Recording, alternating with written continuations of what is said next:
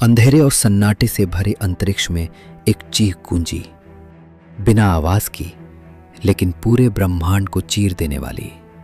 ये चीख किसी जानवर की नहीं थी, ये चेतावनी थी। मौत लौट आई थी। पृथ्वी के बाहर चंद्रमा के वैज्ञानिक बेस Z7 पर एक रहस्यमय जैविक प्रयोग के दौरान कुछ ऐसा जागा जो कभी सोना ही नहीं चाहता था। Virus Celsius Z। उसे बनाया गया था जीवन बचाने के लिए, लेकिन उसने जो किया वो जीवन को नष्ट करने से भी बदतर था। प्रयोग असफल रहा। प्रयोगकर्ता हाथी वैज्ञानिक डॉक्टर लंबो खुद में ही पहला ज़ॉम्बी बन गया। उसकी आंखों में अब विज्ञान नहीं, पागलपन था। उसने अपने जहाज में बैठकर पहले मून बेस और फिर धीरे धीरे पूरे सौर मंडल को संक्रमित करना शुरू किया। इस बीच मून बेस ज़ेटा 3 पर रह रहा रैकून राकू दुनिया से कट चुका था। कभी वो यूनिवर्सल सिक्योरिटी फोर्स का हिस्सा था, अब एक थके हुए सैनिक की तरह अकेलेपन में गल रहा था।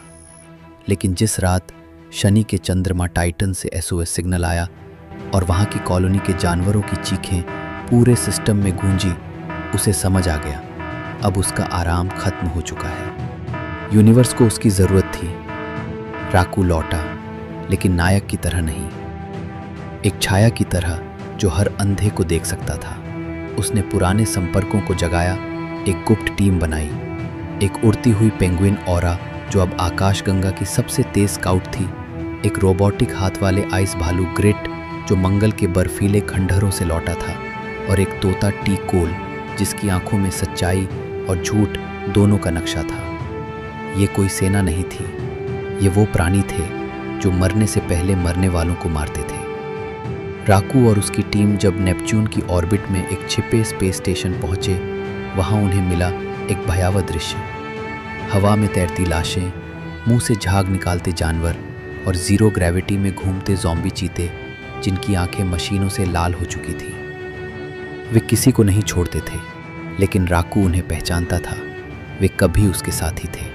हर मिशन के साथ राकू को लगता कि ये अंत है, लेकिन अंत नहीं आता था, क्योंकि ज़ॉम्बी वायरस केवल शरीर नहीं, आत्मा को भी खा चुका था।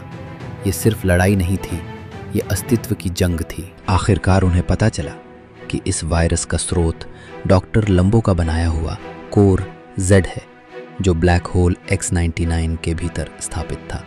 वो जनरेटर स्पेस और टाइम दोनों में जहर फैला रहा था, लेकिन ब्लैक होल के भीतर घुसना आत्महत्या थी।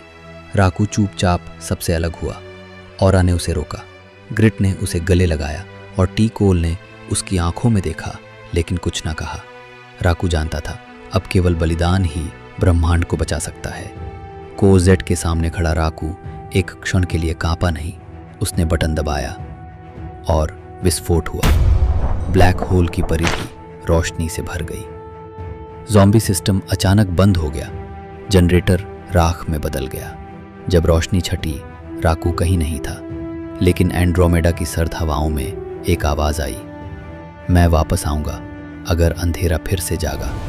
राकू मर चुका था शायद, लेकिन राकून कभी नहीं सोते, और ब्रह्मांड में अब भी एक तारा हर रात टिमटिमाता है जो सिर्फ योद्धाओं के लिए चमकता है।